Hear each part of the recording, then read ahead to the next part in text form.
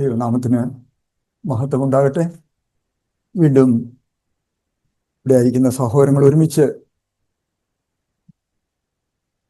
നമ്മളെ വീണ്ടെടുത്ത കർത്താവിനെ സ്തുതിപ്പാൻ മഹത്വീകരിപ്പാനായിട്ട് തന്ന അവസ്ഥനായിട്ട് ദൈവത്തിന് സ്തോത്രം ചെയ്യുന്നു. നമ്മുടെയൊക്കെയും ജീവിതത്തിലേക്ക് നോക്കുമ്പോൾ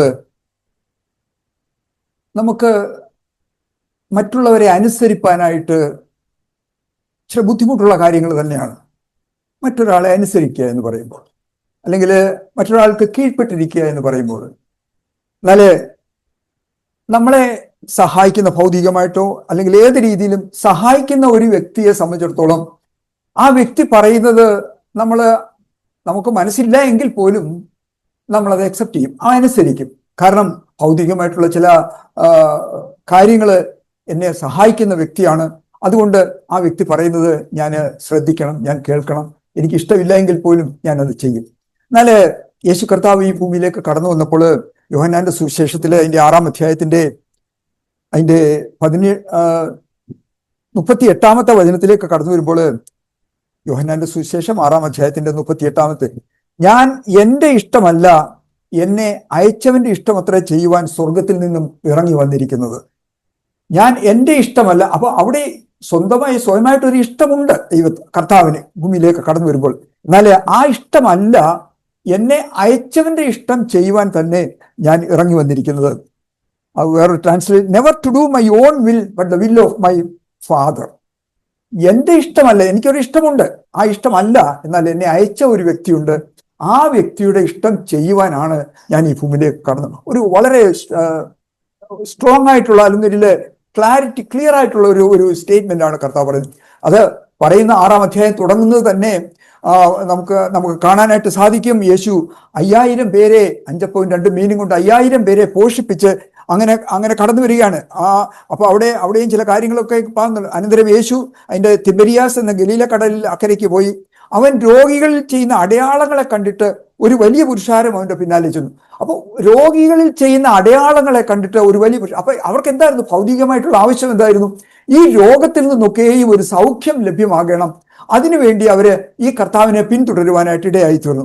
അങ്ങനെ അവിടെ ആ വലിയൊരു ജനാവലി ഉണ്ടായി കഴിഞ്ഞപ്പോൾ അവിടെ യേശു ഈ വലിയൊരു പുരുഷാരം തന്റെ അടുക്കൽ വരുന്നത് കണ്ടിട്ട് ഫിലിപ്പോസിനോട്, ഇവർക്ക് തിന്മാൻ നാം അപ്പം എവിടെ നിന്ന് ലഭ്യമാക്കുമെന്ന് ചോദിച്ചപ്പോൾ ഫിലിപ്പോസ് പറഞ്ഞു, നമുക്കതിനുള്ള യാതൊരു വഴിയുമില്ല.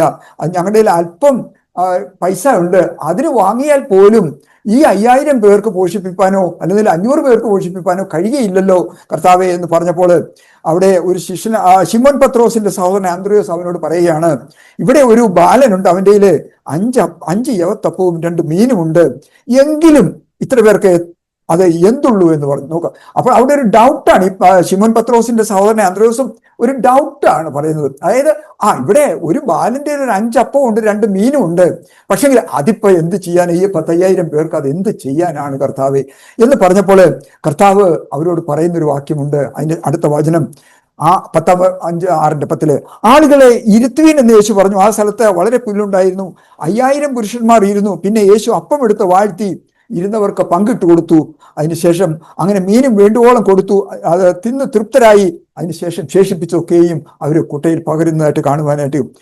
അതിന്റെ 14-ാമത്തെ, അവൻ ചെയ്ത് ഈ അടയാളം കണ്ടിട്ട് ലോകത്തിലേക്ക് വരുവാനുള്ള പ്രവാചകൻ ഇവനാകുന്നു സത്യമെന്ന് പറഞ്ഞു. നോക്കുക, അടയാളം കണ്ടിട്ട് ചെയ്യുന്ന കേൾക്കുന്ന ഈ വചനം കേട്ടിട്ടല്ല, ഈ അടയാളം കണ്ടപ്പോൾ പറഞ്ഞു, ഇവനാണ് ലോകത്തിലേക്ക് വരുവാനുള്ള പ്രവാചകൻ എന്ന് പറഞ്ഞ് വീണ്ടും താഴേക്ക് കടന്നു പോകുമ്പോൾ അതിന്റെ 25-ാമത്തെ വാക്യം തൊട്ട്, കടൽക്കര അവനെ കണ്ടെത്തിയപ്പോൾ, റബി നീ എപ്പോൾ ഇവിടെ വന്നു എന്ന് ചോദിച്ചു. അതിന് യേശു, അമീൻ അമീൻ ഞാൻ നിങ്ങളോട് പറയുന്നു, നിങ്ങൾ അടയാളം കണ്ടതുകൊണ്ടും അപ്പം തിന്ന് തൃപ്തരായതും കൊണ്ടത്രേ എന്നെ അന്വേഷിക്കുന്നത്.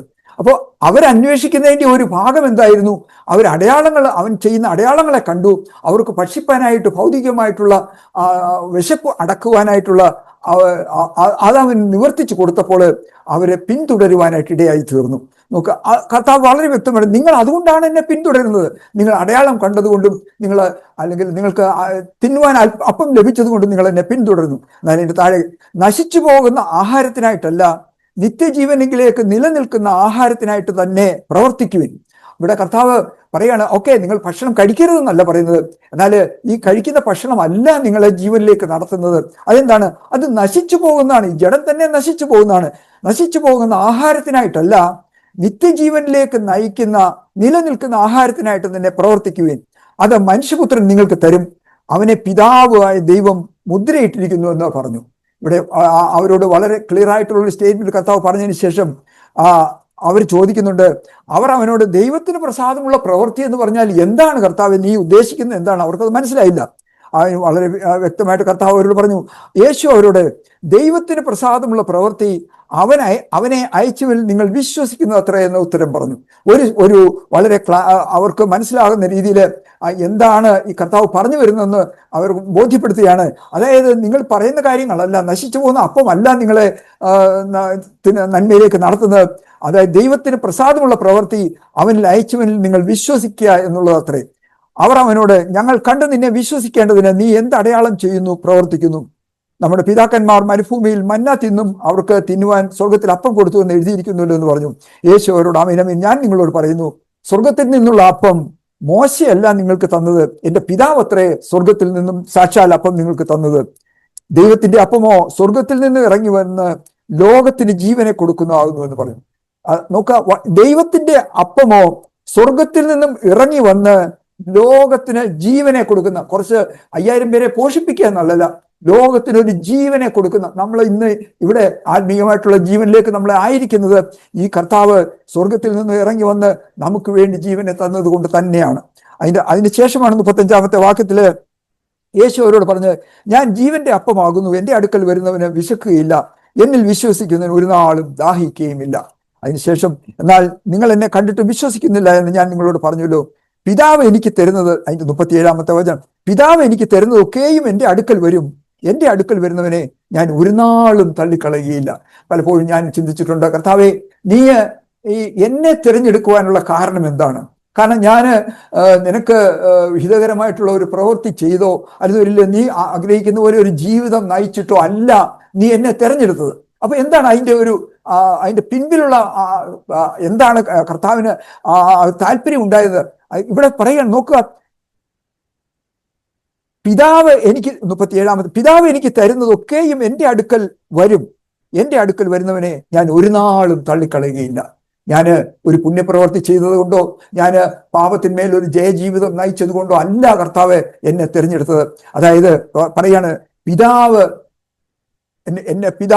എന്നെ ആകർഷിച്ചിരുന്നു. ആ പിതാവ് ആകർഷിച്ചതിന് ശേഷം ഈ പുത്രൻ തമ്പുരാനെ എനിക്ക് കാണിപ്പാനായിട്ട് ഇടയായിത്തീർന്നു. ആ പുത്രൻ തമ്പുരാൻ ഞാൻ വിശ്വസിക്കുന്നു, അതുകൊണ്ട് എനിക്ക് ജീവനിലേക്ക് കടന്നു പോകാനായിട്ട് ഇടയായിത്തീർന്നു. എൻ്റെ ഒരു പ്രവൃത്തികളും അല്ല. എന്നാലേ ഞാൻ അതിനുശേഷം എൻ്റെ പ്രവൃത്തികളെ ഞാൻ പഴയ പോലുള്ളൊരു ജീവിതമല്ല പിന്നീട് ആ കർത്താവ് എനിക്ക് ഒരു വീണ്ടും ജീവൻ തന്നപ്പോൾ കർത്താവിന് ഹിതകരമായിട്ടുള്ള ഒരു ജീവിതം നയിപ്പാനായിട്ടാണ് കർത്താവ് നമ്മളെക്കുറിച്ച് ആഗ്രഹിക്കുന്നത്. അതിനുശേഷമാണ് കർത്താവ് 38-ാമത്തെ വചനത്തിൽ നമ്മൾ വായിച്ചത്, ഞാൻ എൻ്റെ ഇഷ്ടമല്ല എന്നെ അയച്ചവന്റെ ഇഷ്ടം അത്രേ ചെയ്യുവാൻ സ്വർഗത്തിൽ നിന്നും ഇറങ്ങി വന്നിരിക്കുന്നത്. വളരെ കൃത്യമായിട്ട് കർത്താവ് പറയാണ്. അപ്പോൾ കർത്താവിനൊരു ഇഷ്ടമുണ്ട്, എന്നാൽ അതല്ല, എന്നെ അയച്ച ഒരു വ്യക്തിയുണ്ട്, ആ ദൈവത്തിന്റെ പ്രവൃത്തി ഇവിടെ തികപ്പാനായിട്ട് തന്നെയാണ് ഞാൻ കടന്നു വന്നിരിക്കുന്നത്. ഒരു വ്യക്തിയെ ദൈവം അംഗീകരിക്കുന്നു അല്ലെന്നൊരിൽ അതിന്റെ മാനദണ്ഡം എന്താണ്? ഒരു വ്യക്തി ഇപ്പോൾ എന്നെ ദൈവം അംഗീകരിച്ചു അല്ലെന്നൊരിൽ അതിന്റെ അളവുകോൽ എന്താണ്? അത് ഞാൻ അറിഞ്ഞിരുന്നുവെങ്കിൽ, എനിക്കത് മനസ്സിലായി എന്ന വരിയിൽ എൻ്റെ ജീവിതത്തെ അത് സമൂലം മാറ്റിമറിപ്പാനായിട്ട് ഇടയായിത്തീരും. എന്നല്ല പിന്നീട് അതുവരെയും ഉണ്ടായിരുന്ന എൻ്റെ കാഴ്ചപ്പാടുകൾ മാറും, എൻ്റെ ധനത്തോടുള്ള മോഹം മാറും, എൻ്റെ മറ്റുള്ള ഏതെങ്കിലും കാര്യങ്ങൾ കൈവശമാക്കുവാനുള്ള ആ ധാരണയൊക്കെയും ഞാൻ മാറ്റിവെക്കും. കാരണം എന്താണ്? അത് നമ്മുടെ ജീവിതത്തെ സമൂലമായിട്ട് മാറ്റിമറിക്കുന്ന ഒരു അളവ് പോലും ഞാൻ അത് മനസ്സിലാക്കിയെങ്കിൽ അവിടെയൊക്കെയും എനിക്ക് ജീവിതത്തിൽ ഒരു പരിവർത്തനം ഉണ്ടാകുവാനായിട്ട് ഇടയായിത്തീരും. അടയാളങ്ങളുടെയും അത്ഭുതങ്ങളുടെയും ആ സ്ഥാനത്ത് നാം പോകാതെ ജീവിതത്തിൽ വ്യക്തമായിട്ട് ഒരു വിശ്വസ്തത നാം ലക്ഷ്യമാക്കി നാം മുൻപോട്ട് പോകുവാനായിട്ടും അത് ഇടയായിത്തീരും. അടയാളങ്ങളും അത്ഭുതങ്ങളുടെയും സ്ഥാനത്ത് രൂപാന്തരപ്പെടുന്ന ഒരു ഒരു ജീവിതത്തിലേക്ക് നാം കടന്നു പോകുവാനായിട്ടുണ്ട്. ഇവിടെയും ഈ ജനങ്ങളൊക്കെയും കടന്നു വന്നത് അടയാളങ്ങളും അത്ഭുതങ്ങളും അവർക്ക് ഭക്ഷിപ്പാൻ ലഭ്യമായതുകൊണ്ട് കർത്താവിനെ അനുഗമിക്കുന്നവരായി തീർന്നതിനായിട്ട് നാം ഒരുപക്ഷെ നമ്മുടെ ജീവിതത്തിന്റെ ചില പ്രതിസന്ധി ഘട്ടങ്ങളിൽ, പ്രാരാബ്ദങ്ങളിൽ, ബുദ്ധിമുട്ടുകളിൽ നാം ഈ കർത്താവിനെ വിളിക്കാറുണ്ട്. എന്നാല് കർത്താവ് നമ്മുടെ പ്രതിസന്ധി, ആ പ്രാരാബ്ദവും മാറ്റിത്തരിക എന്ന് അതും ജീവിതത്തിൽ മാറും. എന്നാല് അതിലുപരിയായിട്ട് കർത്താവ് ആഗ്രഹിക്കുന്ന ഒരു കാര്യമുണ്ട്, വ്യക്തമായിട്ട് അവനെ പിന്തുടരുവാനായിട്ട്. അതിൽ എൻ്റെ ഒരു മാനസാന്തര ഉള്ള ഒരു ഹൃദയത്തോടെ അവൻ്റെ സന്നിധിയിലേക്ക് കടന്നു വരുവാനായിട്ട് കർത്താവ് പടിപടിയായിട്ട് എന്നെ ഒരുക്കുന്ന ചില കാര്യങ്ങൾ എൻ്റെ ജീവിതത്തിൽ നടക്കുവാനായിട്ട് ഇടയായിത്തരും. യേശു കർത്താവ് ഈ ഭൂമിയിലേക്ക് കടന്നു വന്നപ്പോൾ മറിയുടെയും ജോസഫിന്റെയും മകനായിട്ട് ഈ ഭൂമിയിൽ ആയിരുന്ന 30 വർഷക്കാലം കർത്താവ് ഒരു കാര്യങ്ങളും വലിയ ചെയ്തതായിട്ട് നമുക്ക് വായിക്കുവാനില്ല, ഒരു കാര്യങ്ങളുമില്ല. എന്നാല് ആ 30-ാമത്തെ വയസ്സിൽ ആ യോഹന്നാൻ സ്നാപകന്റെ കൈക്കീഴില് സ്നാനമേൽക്കുമ്പോൾ അവിടെ എന്താണ് അവിടെ കേട്ടത്? അതായത് പരിപൂർണതയില്ലാത്ത മാതാപിതാക്കളാൽ വളർന്നു വന്ന കർത്താവ് ആ 30 വർഷക്കാലം ഒരു പ്രവൃത്തിയും ചെയ്തതായിട്ട് കാണുന്നില്ല. എന്നാല് യേശു കർത്താവ് ആ യോഹന്നാൻ സ്നാപകന്റെ കൈക്കീഴിൽ സ്നാനമേൽക്കുമ്പോൾ അവിടെ വ്യക്തമായിട്ട് എല്ലാവരും കേട്ട ഒരു കാര്യമുണ്ട്. എന്താണ്? ഇവനിൽ ഞാൻ പ്രസാദിച്ചിരിക്കുന്നു, ഇവന് ചെവി കൊടുപ്പീൻ. നോക്കുക, എന്തായിരുന്നു ഈ 30 വർഷക്കാലം കർത്താവിന്റെ ജീവിതത്തിലേക്ക് കടന്നു വന്ന കാര്യങ്ങൾ? അപൂർണരായിട്ടുള്ള മാതാപിതാക്കളാൽ വളർത്തപ്പെട്ട കർത്താവ്, അവർക്ക് യേശു കർത്താവിന് വളരെ വ്യക്തമായിട്ട് അറിയാം, എന്നാല് എൻ്റെ മാതാപിതാക്കള് ഈ ലോകത്തിൽ അപൂർണരാണ്. എന്നാല് അവർക്ക് കീഴ്പ്പെട്ടിരിക്കുമ്പോൾ തന്നെ കർത്താവ് എന്താ ചെയ്തത്? അവരെ അനുസരിക്കുകയാണ് ചെയ്തത്. ഒരിക്കൽ പോലും അവരെ നിരസിക്കുകയോ അവരെ താഴ്ത്തുകെട്ടുകയോ അല്ലെങ്കിൽ ഞാൻ നിങ്ങളെക്കാൾ അറിവുള്ളവനാണെന്നുള്ളൊരു ധാരണയോടെ അല്ല അവരോട് പെരുമാറിയത്. അവരെ ഈ ലോകത്തിൽ ആയിരിക്കുമ്പോൾ തന്നെ അവര് ഈ ലോകത്തിന്റെ ഗതികളിൽ കൂടെ അവർ ചലിക്കുമ്പോൾ അവർ ചിലപ്പോൾ നമ്മൾ ചെയ്യുന്നത് പോലെ ചിലപ്പോൾ ശബ്ദം ഉയർത്തി ഭയത്തിൽ സംസാരിച്ചിരിക്കാം, അല്ലെങ്കിൽ മറ്റു കാര്യങ്ങളിലൊക്കെയും കർത്താവിന് ഇഷ്ടമല്ലാത്ത കാര്യങ്ങളിലൊക്കെയും അവർ ഇടപെട്ടിട്ടുണ്ടാകാം. എന്നാൽ അവിടെയൊക്കെയും ശാന്തനായി ഇരുന്നു കൊണ്ട് മാതാപിതാക്കളെ അനുസരിക്കുന്ന ഒരു കർത്താവിനെ അവിടെ കാണുവാനായിട്ട് കഴിയും. നാം യഥാർത്ഥമായി നാം ദൈവത്തെ പ്രസാദിപ്പിക്കുന്ന ഒരു ജീവിതമാണ് നമ്മൾ ആഗ്രഹിക്കുന്നതെന്ന് തീർച്ചയായിട്ടും നമ്മളെ എവിടെയൊക്കെയും നമ്മൾ ആക്കിയിരിക്കുന്നു അവിടെയൊക്കെയും നാം അവർക്കൊക്കെയും കീഴ്പ്പെട്ട് നാം മുൻപോട്ട് പോവുക തന്നെ വേണം. അവിടെയാണ് ദൈവം പ്രസാദിക്കുന്നത്. കാരണം എന്താ? എനിക്ക് മുകളിൽ ഒരു വ്യക്തിയെ വെച്ചിരിക്കുന്നു, അത് ആര് തന്നെ ആയിക്കൊള്ളട്ടെ, ചർച്ചിലാണെങ്കിലും സെക്കുലർ ജോലിയിലാണെങ്കിലും ആര് തന്നെ ആയിരുന്നാലും ദൈവം അനുവദിച്ചിരിക്കുന്ന ഒരു മേളിൽ ഒരു ഉദ്യോഗസ്ഥൻ എനിക്കുണ്ട്, അല്ലെങ്കിൽ ഒരു എൽഡർ എനിക്കുണ്ട്. അവർക്ക് കീഴ്പ്പെട്ടിരിക്കാനായിട്ട് നാം തയ്യാറാകുന്നു എന്ന വരിയിൽ അത് ദൈവം പ്രസാദിക്കുന്ന കാര്യം തന്നെയാണ്. എന്നാൽ ഈ യേശു കർത്താവിന്റെ ഈ താഴ്മയുടെ സൗന്ദര്യം നമുക്ക് കാണുവാനായിട്ട് കഴിയും. 30 വർഷക്കാലം വേറെ ഒന്നും വചനത്തിൽ അവിടെ എഴുതിയിട്ടില്ല. 12-ാമത്തെ വയസ്സിൽ സിനഗോഗിലേക്ക് പോയി അവിടെ അവരോട് സംവാദിക്കുന്നൊക്കെ നമുക്ക് കാണുവാനായിട്ട് കഴിയും. എന്നാല് കർത്താവ് പ്രസാദിച്ച് 30 വർഷക്കാലം അവന്റെ ജീവിതത്തെ ദൈവം നോക്കിക്കൊണ്ടേയിരുന്നു. അവിടെ ദൈവം പ്രസാദിക്കുന്ന ഒരു വ്യക്തിത്വം ഉണ്ടാകുവാനായിട്ട് അവിടെ നമുക്ക് കാണുവാനായിട്ട് കഴിയും. അങ്ങനെ ഇവൻ എൻ്റെ പ്രിയപുത്രൻ, ഇവന് ചെവി കൊടുപ്പീനെന്ന് ഒരു സ്വരവും അവിടെ കേൾക്കാനായിട്ട്. യേശു കർത്താവ് തന്റെ പരസ്യമായിട്ടുള്ള ശുശ്രൂഷയ്ക്ക് കടന്നു പോകുമ്പോൾ എബ്രായർക്ക് എഴുതിയ ലേഖനം 2:17 എബ്രായർക്ക് എഴുതിയ ലേഖനം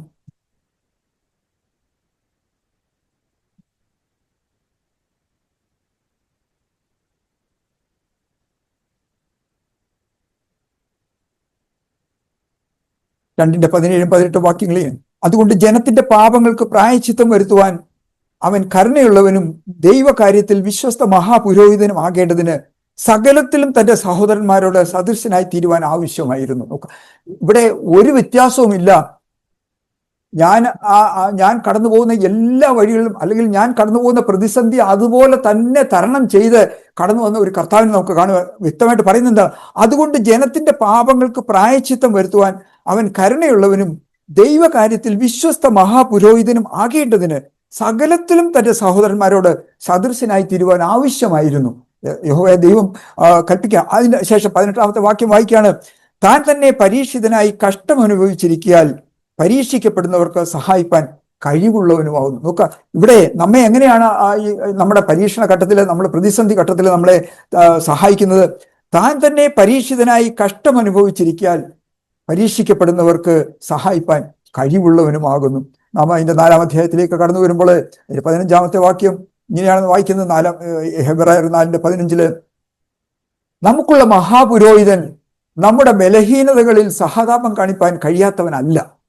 സകലത്തിലും, പാപം ഉൾപ്പെടെ സകലത്തിലും നമുക്ക് തുല്യം പരീക്ഷിക്കപ്പെട്ടവനത്രേ നമുക്കുള്ളത്. നോക്കാം, എല്ലാ കാര്യത്തിലും, ഒരു കാര്യത്തിലും മാറ്റി നിർത്തേണ്ട. നാം ഇന്ന് കടന്നു പോകുന്ന എല്ലാ കാര്യത്തിലും അതുപോലെ തന്നെ പരീക്ഷിക്കപ്പെട്ട അവിടെയൊക്കെയും വിജയം വരിച്ച ഒരു കർത്താവിനെയാണ് നാം ആരാധിക്കുന്നത്, നാം വിശ്വസിച്ച് മുൻപോട്ട് പോകുന്നത്. നാം അപ്പോസ്തല പ്രവൃത്തിയിലേക്ക് കടന്നു വരുമ്പോൾ അവിടെ തുടക്കം തന്നെ പറഞ്ഞു, അവൻ ചെയ്തും ഉപദേശിച്ചതുമായിട്ടുള്ള കാര്യങ്ങളെ, അതായത് തന്റെ ജീവിതത്തിൽ അവിടെ കാണിക്കുകയാണ്. അത് ചെയ്ത് കാണിച്ചതിന് ശേഷമാണ് ഈ ഉപദേശത്തിലേക്ക് കടന്നു പോകുന്നത്. നോക്കാം, അവിടെ കർത്താവ് മാറിയിരുന്നൊരു ഉപദേശം മാത്രം കൊടുക്കുകയല്ല ചെയ്തത്. അവിടെ അവൻ ചെയ്ത ചില പ്രവൃത്തികളുണ്ട്. അതിനുശേഷമാണ് അവൻ ഉപദേശിപ്പാനായിട്ട് കടന്നുപോയി. നമ്മുടെ ജീവിതത്തിൽ പലപ്പോഴും നാം മറ്റുള്ളവരെ, ഞാൻ ഉൾപ്പെടെ, ഞാൻ മറ്റുള്ളവരെ ഉപദേശിപ്പാനായിട്ട് ഞാൻ സമർത്ഥനാണ്. എന്നാലേ എൻ്റെ ജീവിതത്തിലേക്ക് ഞാൻ തിരിഞ്ഞു നോക്കുമ്പോൾ, ആത്മാർത്ഥമായിട്ട് ഞാൻ നോക്കുമ്പോൾ, ഞാൻ ആ കാര്യങ്ങൾ ചെയ്തിട്ടില്ല, അല്ലെങ്കിൽ ഞാൻ ചെയ്യാതെയാണ് മറ്റൊരു വ്യക്തിയോട് അത് ചെയ്യുക എന്ന് പറയുന്നതെന്ന് മനസ്സിലാക്കുവാനായിട്ട് അവിടെയും നാം മാനസാന്തരപ്പെടേണ്ടിയിരിക്കുന്നു. കാരണം എന്താണ്? കർത്താവ് ഇവിടെ അവൻ ചെയ്തും അതിനുശേഷം ഉപദേശിച്ചതുമായിട്ടുള്ള ചില കാര്യങ്ങളെ കുറിച്ചാണ് കർത്താവ് ഇവിടെ പറയുന്നത്. All that Jesus began to do and teach. അപ്പൊ ആ ജീവിതത്തിൽ ആ പ്രവൃത്തി ചെയ്യുക, അതിനുശേഷം മറ്റുള്ളവരുടെ അതിനെക്കുറിച്ച് പ്രസ്താവിക്കുക. നാം മത്തായിയുടെ സുവിശേഷം തന്നെ 7:22 വചനത്തിൽ കടന്നു വരുമ്പോൾ കർത്താവ് തന്നെ വളരെ വ്യക്തമായിട്ട് പറയുന്ന ചില കാര്യമുണ്ട്. കർത്താവേ, നിന്റെ നാമത്തിൽ ഞങ്ങൾ പ്രവചിക്കുകയും നിന്റെ നാമത്തിൽ ഭൂതങ്ങളെ പുറത്താക്കുകയും ചെയ്തല്ലോ എന്നൊക്കെയും കൂടെ വന്ന ആ സഹോദരങ്ങളൊക്കെയും വിളിച്ചു പറഞ്ഞപ്പോൾ കർത്താവ് പറയുന്നത് അതിന്റെ 21 എന്നോട് കർത്താവേ എന്ന് പറയുന്നവനല്ല. നാം അനേക പ്രാവശ്യം കർത്താവേ ഇരുന്ന് വിളിച്ചിട്ടൊരു കാര്യവുമില്ല, അതാരും കേൾക്കാനും പോകുന്നില്ല. എന്നാലേ എൻ്റെ പിതാവിൻ്റെ ഇഷ്ടം ചെയ്യുവാൻ അത്രേ സ്വർഗരാജ്യത്തിലേക്ക് കടന്നു വന്നത്. ഒക്കെ ആ പിതാവിൻ്റെ ഇഷ്ടം ചെയ്യുന്ന ഒരു പുത്രനെ നമുക്ക് ഇവിടെ കാണുവാനായിട്ട് കഴിയും. അത് വ്യക്തമായിട്ട് അത് പ്രസ്താവിക്കുകയും ചെയ്യുന്നു. കാരണം എന്താണ്? ഇന്ന് നമ്മെ വിളിച്ചവൻ അവൻ വിശ്വസ്തനാണെന്നൊക്കെ നാം പറയുമ്പോൾ അവൻ നമ്മോട് ചെയ്ത കാര്യങ്ങളും അവൻ നമ്മോട് പറഞ്ഞ കാര്യങ്ങളും ചെയ്യാൻ ബാധ്യസ്ഥനാണ്. കർത്താവ് പറഞ്ഞു, എൻ്റെ ഇഷ്ടമല്ല, എന്നെ അയച്ചവൻ്റെ ഒരു ഇഷ്ടമുണ്ട്. നമ്മളെ തെരഞ്ഞെടുത്തവൻ്റെ, നമ്മളെ വിളിച്ചവൻ്റെ ഇഷ്ടം എന്താണെന്നുള്ള ഒരു ബോധ്യം നമുക്കുണ്ടെന്ന വരിയിൽ നമ്മുടെ ജീവിതത്തെയും നമുക്ക് ക്രമപ്പെടുത്തുവാനായിട്ട് കഴിയും. അങ്ങനെ മുൻപോട്ട് ഒരു ക്രിസ്തീയ ജീവിതം വിജയകരമായിട്ട് നയിപ്പാനായിട്ട് കഴിയും. നാം യോഹന്നാന്റെ സുവിശേഷം 6:28-20 അവൻ അയച്ചവനിൽ നിങ്ങൾ വിശ്വസിക്കുന്നത് അത്രേ. നോക്കുക, ആദ്യം നാം ചെയ്യേണ്ടത് അവൻ അയച്ചവനിൽ നിങ്ങൾ വിശ്വസിക്കുക എന്നുള്ളതാണ്. ഇന്നലെയും ഒരു അറിയത്തില്ല, എത്തിസ്റ്റ് ആണോ എന്നറിയില്ല, പുള്ളി എന്നാലും വിശ്വാസിയല്ല. പുള്ളി എന്നോട് പറയാണ്, എങ്ങനെ നിങ്ങൾക്ക് ബൈബിളിൽ വിശ്വസിപ്പാനായിട്ട് കഴിയും? നമുക്കൊരു ചോദ്യമാണ്, എങ്ങനെ നിങ്ങൾ ബൈബിളിൽ വിശ്വസിക്കും? ആരോ കുറച്ച് ബുക്ക് എഴുതി വെച്ചിരിക്കുന്നു, അത് നിങ്ങൾ വിശ്വസിക്കുന്നു, നിങ്ങൾ പറഞ്ഞുകൊണ്ട് നടക്കുന്നു. അപ്പൊ ഞാൻ സാറിനോട് ചോദിച്ചു, നിങ്ങൾ എല്ലാ കാര്യങ്ങളും കണ്ടുകൊണ്ടാണോ ഈ ലോകത്തിൽ കടന്നു പോകുന്നത്? അല്ലല്ലോ. ചില കാര്യങ്ങളൊക്കെ നമ്മൾ അങ്ങനെ അല്ലല്ലോ. ഈ ലോകത്തിൽ തന്നെ സെക്കുലറായിട്ടുള്ള ജീവിതത്തിൽ തന്നെ നമ്മളെല്ലാം കണ്ടിട്ടല്ലല്ലോ മറ്റു പറയുന്ന പലതും നമ്മൾ വിശ്വസിച്ച് കടന്നു പോകുന്നുണ്ടല്ലോ. എന്നാലേ എന്തുകൊണ്ട് ഇത് കർത്താവിന്റെ വചനമാണെന്ന് നിങ്ങൾക്ക് ഹൃദയത്തിലേക്ക് സംഗ്രഹിക്കാനായിട്ട് കഴിയും. അപ്പൊ അദ്ദേഹം പറഞ്ഞു, ഞാൻ ബൈബിൾ ഒരു 20 പ്രാവശ്യം വായിച്ചിട്ടുണ്ട്. ഞാൻ പറഞ്ഞു, ബൈബിള് 200 പ്രാവശ്യം വായിച്ചാലും നിങ്ങൾക്കൊന്നും മനസ്സിലാക്കാൻ പോകുന്നില്ല. കാരണം അത് ബുദ്ധിജീവികൾക്കുള്ളതല്ല, അത് കർത്താവിന്റെ സന്നിധിയിൽ താഴ്മയോട് വരുന്നവർക്ക് വേണ്ടി മാത്രം മനസ്സിലാകുന്ന ഒരു ബുക്കാണ്. അതിനകത്ത് വലിയ ഭാഷയൊന്നും വ്യത്യസ്തമായിട്ടല്ല എഴുതിയിരിക്കുന്നെങ്കിലും ആത്മാവിൽ നിങ്ങൾക്കത് മനസ്സിലാക്കണമെന്നൊരിൽ നിങ്ങൾ മാനസാന്തരമുള്ള ഒരു ഹൃദയത്തോടെ കടന്നു വരാതെ ഈ ബൈബിൾ നിങ്ങൾക്ക് വായിച്ചാൽ മനസ്സിലാകില്ല എന്ന് പറയും. അപ്പൊ നോക്കുക, ഈ ലോകത്തിൽ അനേകം പേരുണ്ട്, ബൈബിള് അനേക പ്രാവശ്യം വായിച്ചിട്ടുള്ളവരുണ്ട്, എന്നാൽ അവർക്കൊന്നുമേ മനസ്സിലാകുന്നില്ല, അവർക്കിത് വിശ്വസിപ്പാൻ കഴിയുന്നില്ല എന്ന് പറയുമ്പോൾ എത്ര അധപ്പതിച്ച ഒരു ജീവിതത്തിലേക്കാണ് അവർ കടന്നു പോകുന്നത്. അല്ലെങ്കിൽ സാത്താന് എത്രമാത്രം അവരുടെ ഹൃദയ കണ്ണുകളെ കുരുടാക്കി വെച്ചിരിക്കുന്നു എന്നൊക്കെ മനസ്സിലാക്കുവാനായിട്ട് കഴിയും. നമുക്ക് അവിടെയും ഇവിടെ കഴിയുന്നത് നാം ജീവിതത്തിന് നമ്മുടെ ജീവിതം ദൈവത്തിന് പ്രസാദകരമാണോ എന്ന് നോക്കുമ്പോൾ അവിടെയും നാം ശ്രദ്ധിക്കേണ്ട കാര്യം, നമ്മൾ പാപത്തിൽ നിന്ന് എത്രമാത്രം നാം ജീവിതത്തെ നമ്മൾ മാറ്റി നിർത്തിയിരിക്കുന്നു. അല്ലെന്നൊരിൽ അതിന് എത്രമാത്രം ഇമ്പോർട്ടൻസ് നാം കൊടുക്കുന്നു. കർത്താവെ, ഈ പാപം ചെയ്യുവാനായിട്ട് അത് എനിക്കറിയാം, അത് ദൈവത്തിന് ഹിതകരമായുള്ളൊരു പ്രവൃത്തിയല്ല, എന്നാലും ഞാനത് ചെയ്യുന്നു എന്ന് വരിയിൽ തീർച്ചയായിട്ടും അത് എൻ്റെ സ്വന്തം ഇഷ്ടപ്രകാരമാണ് ഞാനത് ചെയ്യുന്നത്. അത് നമ്മുടെ സിൻ അല്ലെങ്കിൽ സെൽഫ്, ഇത് രണ്ടുമാണ് ദൈവം എപ്പോഴും നമ്മളോട് സംസാരിക്കുന്ന കാര്യങ്ങൾ. നീ പാപത്തിന്റെ അടിമയാണ്, അതുപോലെ തന്നെ നിന്റെ സെൽഫ്, നിന്റെ സ്വയ ജീവിതത്തിലും നീ അടിമ തന്നെയാണ്. അങ്ങനെ ആയിരിക്കുന്ന ഒരു ദൈവത്തെ പ്രസാദിപ്പിക്കാനായിട്ട് കഴിയില്ല. ആ നമ്മുടെ മനോഭാവത്തിന് ഒരു മാറ്റം ഉണ്ടായെങ്കിൽ മാത്രമേ ഈ വചനം നമുക്ക് മനസ്സിലാക്കുവാനായിട്ട് കഴിയുള്ളൂ. വിജയകരമായ ഒരു ക്രിസ്തീയ ജീവിതം നമ്മുടെ സ്വയത്തിന്റെ ജീവനിൽ നിന്നും മാറിയെങ്കിൽ മാത്രമേ നമുക്ക് മുൻപോട്ട് കൊണ്ടുപോകാനായിട്ട് കഴിയുള്ളൂ. നാം കുറിവാക്യമായിട്ട് വായിച്ചു, ഞാൻ എൻ്റെ ഇഷ്ടമല്ല, എന്നെ അയച്ചവന്റെ ഇഷ്ടം അത്രേ ചെയ്യുവാൻ സ്വർഗത്തിൽ നിന്നും ഇറങ്ങി വന്നിരിക്കും. അപ്പൊ വ്യക്തമായിട്ട് കർത്താവ് പറയുന്നവർ, ഞാൻ എവിടെ ആയിരുന്നു, ഞാൻ എൻ്റെ സ്വർഗത്തിൽ നിന്നും ഇറങ്ങി വന്നു എന്ന് പറയുമ്പോൾ അവിടെ ആയിരുന്ന ഒരു വ്യക്തിക്ക് മാത്രമേ ഈ ഭൂമിയിലേക്ക് വരുവാനായിട്ട് കഴിയുള്ളൂ. അപ്പോൾ പിതാവിനോട് കൂടെ ആയിരുന്ന ഈ പുത്രൻ തമ്പുരാനെ പിതാവ് അയക്കുമ്പോൾ ആ പുത്രൻ തമ്പുരാന്റെ ഒരു ഇഷ്ടമുണ്ട് ഈ ഭൂമിയിലേക്ക് കടന്നു വരുമ്പോൾ. എന്നാൽ അതല്ല, പിതാവിന്റെ ഇഷ്ടം എന്താണെന്ന് വ്യക്തമായിട്ടൊരു ബോധ്യമുള്ളത് കൊണ്ടാണ് ആ പുത്രനിൽ നിങ്ങൾ വിശ്വസിക്കുക എന്ന് പറയുന്നത്. പിതാവിന് പൂർണ്ണ ബോധ്യമുണ്ട്, ഞാൻ അവന് അയച്ച കാര്യങ്ങൾ നിവൃത്തീകരിച്ച് മാത്രമേ മടങ്ങി വരികയുള്ളൂ. അതുകൊണ്ടാണ് ഈ പ്രതിസന്ധി എന്തെല്ലാം ഉണ്ടായിരുന്നാലും കർത്താവ് പറഞ്ഞു, എന്നെ അയച്ച ഒരു വ്യക്തിത്വമുണ്ട്, ആ വ്യക്തി എന്നോട് പറഞ്ഞിരിക്കുന്ന ചില കാര്യങ്ങളുണ്ട്, ആ കാര്യങ്ങളിൽ നിങ്ങളെ അറിയിക്കുവാൻ. പിതാവിനെ ആരും കണ്ടിട്ടില്ല. നമുക്ക് ആർക്കും ഈ പിതാവിനെ അപ്പ എന്ന് വിളിപ്പാനായിട്ടുള്ള യാതൊരു ഒരു അതിനുള്ളൊരു പ്രിവിലേജ് നമുക്ക് ഉണ്ടായിരുന്നില്ല. എന്നാല് പുത്രൻ തമ്പുരാൻ കടന്നു വന്നിട്ട് പറയാണ്, എൻ്റെ പിതാവും നിങ്ങളുടെ പിതാവുമായവൻ. നോക്കുക, നമ്മളെയും അതിലേക്ക് ഉൾപ്പെടുത്തുകയാണ് ചെയ്യുന്നത്. ആ പുത്രൻ തമ്പുരാനോട് ഒരുമിച്ച് എൻ്റെ പിതാവേ എന്ന് വിളിപ്പാനായിട്ട് നമ്മളെ സഹായിക്കുകയാണ് ചെയ്യുന്നത്. നാം എബ്രായർക്ക് എഴുതിയ ലേഖനം അതിന്റെ 2:14-15 വായിച്ചു. മരണഭീതിയിൽ അടിമകളായിരുന്നവരെ വിടുവിച്ച്, മരണഭീതിയിൽ അടിമകളായിരുന്നു. നോക്കുക, അപ്പൊ നമ്മുടെ അവസ്ഥ എന്തായിരുന്നു? മരണഭീതി ഉണ്ടായിരുന്നു. നാം അടിമകളായി എന്തിനായിരുന്നു? പാപത്തിന്റെയും സെൽഫിന്റെയും അടിമയായിട്ട് തന്നെ ഈ ഭൂമിയിൽ ജീവിച്ച നമ്മളെ അതിൽ നിന്ന് ദൈവപ്രസാദകരമായ ഒരു ജീവിതത്തിലേക്ക് നമ്മളെ കൊണ്ടുപോകുവാനായിട്ടാണ് കർത്താവ് ഈ ത്യാഗമൊക്കെയും ചെയ്തത്. അതിന് സഹായിപ്പാൻ കഴിവുള്ളവൻ തന്നെയാണ് എൻ്റെ കർത്താവ് എന്ന് പൂർണ്ണമായിട്ട് വിശ്വസിക്കുന്നു. അങ്ങനെയുള്ളവർക്ക് ഇത് മനസ്സിലാകും. ആത്മാവ് അവർ ഹൃദയത്തോട് സംസാരിക്കുകയും ചെയ്യും. നാം അപ്പോസ്തലനായ പൗലോസ് തന്റെ ജീവിതത്തിന്റെ അവസാനത്തിലേക്ക് കടന്നു വരുമ്പോൾ അതിന്റെ 2 കൊരിന്ത്യൻസ് 4-ാമത്തെ വാക്യം ഇങ്ങനെയാണ് വായിക്കുന്നത്. 2 കൊരിന്ത്യൻസ് chapter 4:16. അതുകൊണ്ട് ഞങ്ങൾ അധൈര്യപ്പെടാതെ, ഞങ്ങളുടെ പുറമേയുള്ള മനുഷ്യൻ ക്ഷയിച്ചു പോകുന്നുവെങ്കിലും ഞങ്ങളുടെ അകമേയുള്ളവൻ നാൾക്ക് നാൾ പുതുക്കം പ്രാപിക്കും. Day by day. അത് ഒരു ദിവസം കൊണ്ടല്ല. നമ്മൾ കേൾക്കുന്ന ഓരോ ദിവസത്തെ നമ്മുടെ വചനം ശ്രവിക്കുന്നത് മൂലവും നമ്മൾ എന്തെല്ലാം കാര്യങ്ങൾ നമ്മൾ ചിലപ്പോൾ നമ്മുടെ ചിന്തയിലൂടെ കടന്നു വരുന്ന ദൈവിക ചിന്തകളിലൂടെയും ഒക്കെയും ഞങ്ങൾ അധൈര്യപ്പെടാതെ, ഞങ്ങളുടെ പുറമേയുള്ള മനുഷ്യൻ ക്ഷയിച്ചു പോകും. ഓക്കെ, നമുക്കറിയാം ഈ പുറമേയുള്ള മനുഷ്യൻ അല്പകാലം കഴിയുമ്പോൾ അത് ക്ഷയിച്ചുകൊണ്ട് അത് ഒരിപ്പോഴും ഊർജ്ജസ്വലനായിട്ട് ഇരിക്കുകയില്ല. അത് ക്ഷയം ഉള്ളവനാണ്. അത് ക്ഷയിച്ച് താഴേക്കേ പോകുള്ളൂ. എന്നാൽ ഞങ്ങളുടെ അകമയുള്ളവൻ നാൾക്ക് നാൾ, നോക്കുക, അതൊരു റിവേഴ്സ് പ്രോസസ്സാണ്. അതായത് ഈ പുറമേയുള്ളവൻ ക്ഷയിച്ചു പോകുന്ന അനുസരിച്ച് അകമയുള്ളവൻ നാൾക്ക് നാൾ പുതുക്കം പ്രാപിച്ച് ഉയരത്തിലേക്ക് കടന്നു വരുന്നു. ഞങ്ങളുടെ അകമയുള്ളവൻ നാൾക്ക് നാൾ പുതുക്കം പ്രാപിക്കുന്ന ഒരവസ്ഥയിലേക്ക് കടന്നു പോകാനായിട്ട് ഇടയായിത്തീരും. Our outer man is decaying, yet our inner man is being renewed day by day. അപ്പൊ ഒരു ദിവസം കൊണ്ട് തീരുന്ന ഒരു പ്രോസസ് അല്ല. നമ്മുടെ ജീവിതത്തിന്റെ നമ്മുടെ ഓർമ്മ നിലനിൽക്കുന്ന ആ സമയം വരെയും, അല്ലെങ്കിൽ നമുക്ക് അത് ശ്രദ്ധിക്കാനുള്ള കഴിവുള്ള സമയം വരെയും അത് പുതുക്കം പ്രാപിച്ച് ഉയരത്തിലേക്ക് കടന്നു പോകാനായിട്ട് ഇടയായിത്തീരും. ആത്മാവിനാല് ജഡത്തെ മരിപ്പിച്ചുകൊണ്ട് നമുക്കും ദൈവഇഷ്ടം ചെയ്യുവാനായിട്ട് സഹായിക്കാം. ദൈവമായിട്ട് നമ്മെ എല്ലാവരെയും ശരീര ആത്മാവിനാൽ ഒരു പ്രാർത്ഥിക്കുന്നു. ദൈവത്തിന് സ്തോത്രം.